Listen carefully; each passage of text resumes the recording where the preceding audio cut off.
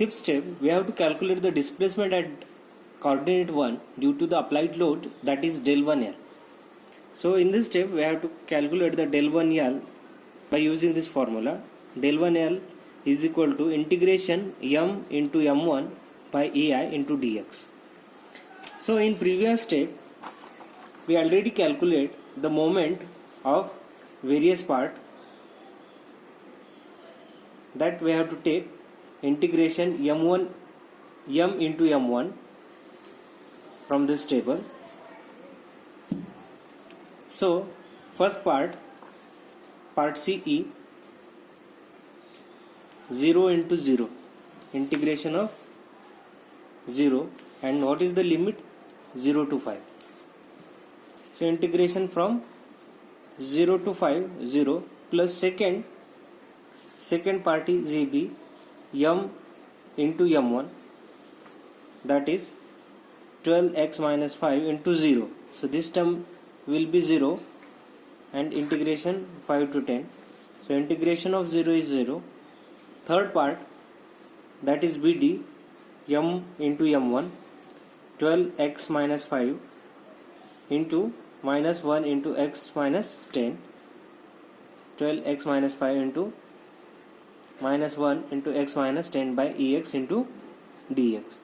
And last part, that is dA, m into m1, integration of m into m1, that is 36x minus 420 into 1 into x minus 10 by ei into dx. So by taking the integration of this term, we will get del 1L is equal to minus 9500 by ei. Similarly, displacement at coordinate 2 due to the applied load, that is del 2L is equal to integration m into m2 by ei into dx. So we have to take integration of various part of m into m2, m into m2. So first term is 0 and minus x, so it will be 0. So integration of 0, and what is the limit? 0 to 5 for this first part. Integration from 0 to 5 of 0 plus, so second part m2, 12x minus 5, 12x minus 5 into minus x, and what is the limit? 5 to 10, plus next part BD, 12x minus 5 into minus x, 12x minus 5 into minus x by ei into dx. What is the limit? 10 to 15. And last part dA, 36x minus 420 into minus x, integration of 36x minus 420 into minus x by ei into dx. After taking the integration, we will get del 2L is equal to minus 25750 by ei. Calculate the deflection at 1 due to the unit load at 1, that is F11 is equal to integration m1 into m1 by ei into dx. We have to take the integration, that is first part first CE, m1 into m1, that is 0 into 0 means 0, that is integration from 0 to 5,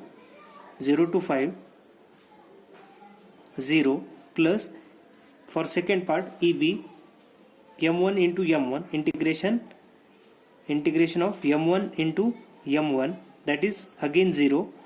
What is the limit? 5 to 10. So integration from 5 to 10, 0, plus for this part m1 into m1, integration of m1 into m1 for this part, that is minus x minus 10 into minus x minus 10 by ei into dx. For last part m1 into m1, integration same, minus 1 in bracket x minus 10 into minus 1 into x minus 10 by EI into dx. What is the limit? 15 to 20. So 15 to 20. After solving this, we will get the value of F11 is equal to 333.33 by EI. Similarly, we have to calculate the deflection at 1 due to the unit load at 2. That is F12 is equal to integration m1 into m2 by EI into dx. By using this formula, we have to calculate the deflection at 1 due to the unit load at 2. So again we have to use this table for the moment. So for this part, first part, m1 into m2, integration of m1 into m2, that is 0. That's why I am taking integration from 0 to 5 for first part, 0 to 5, 0, plus for second part m1 into m2, integration m1 into m2, that is again 0. Therefore integration from 5 to 10, 0, plus for third part m1 into m2, that is minus x minus 10 into minus x divided by EI into dx. What is the limit? 10 to 15. So integration from 10 to 15 plus last part integration m1 into m2, that is minus x minus 10 into minus x divided by EI into dx. What is the limit? 15 to 20. After calculating this, we will get F12 is equal to 833.33 by EI. Similarly, we have to calculate the deflection at 2 due to the unit load at 2, that is F22 is equal to integration m2 into m2 by EI into dx. So we have to take the integration again by part wise. That is for first part, integration m2 into m2. What is the limit? 0 to 5. So integration from 0 to 5 minus x into minus x by EI into dx. For second part,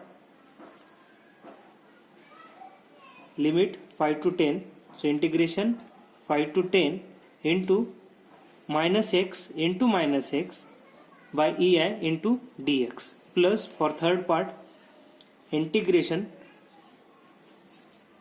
from 10 to 15 minus x into minus x by EI into dx, plus for last part integration from 15 to 20 minus x into minus x by EI into dx.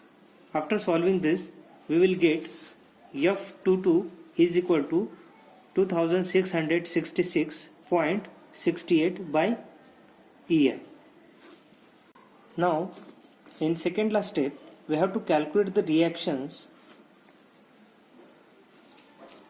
We have to calculate the reactions by using the matrix methods, that is R1 R2 is equal to matrix R1 R2 is equal to n matrix F11 F12 F21 F22 inverse into del 1 del 2 minus del 1L del 2L. So we have to calculate this by using the matrix method. Put all the values of F11, F12, F21, F22, del 1L, del 2L in this form, in this matrix form, and solve this. What is del 1 and del 2? This is the sinking support at 1 and sinking support at 2. So there is no sinking in this problem, in this numerical. So this will be 0. So I will put the values of all the components, and solving this we will get R1 is equal to 19.93 kilonewton and R2 is equal to 3.42 kilonewton. Due to the decimal point, these values may vary to R1 is equal to 20.02 kilonewton and R2 is equal to 3.43 kilonewton. So these are nearly equals. So we will get these values R1 and R2. In this step we have to draw the free body diagram of a continuous beam, and we have to find out the unknown reaction by taking the summation fx is equal to 0, that is horizontal forces. There is only one horizontal force, that is HA, that is HA is equal to 0. Again, by taking the summation of Fy is equal to 0, so RA, this is upward, therefore it is plus. Again this reaction RB 19.93 plus 3.42 minus 24, this is downward. Again this is downward, that's why minus 12 is equal to 0. After simplifying this, we will get RA is equal to 12.65 kilonewton. Similarly, we have to take the moment about A. So this is A, this is B, and this is C. We have to take the moment about A. Therefore this moment, this is anti-clockwise, therefore minus